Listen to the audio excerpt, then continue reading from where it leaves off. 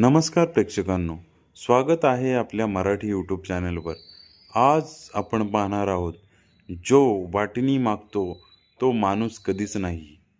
जो वाटणी मागतो तो माणूस कधीच समाधानी नसतो, कारण त्याला मिळालेलं कधी पुरेसं वाटत नाही.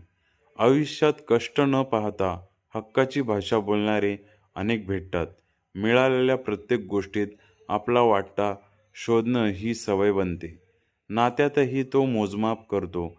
किती दिलं आणि किती मिळालं याचा हिशोब ठेवतो. त्याला कोणाचं कष्ट दिसत नाहीत, फक्त स्वतःची अपेक्षा दिसते.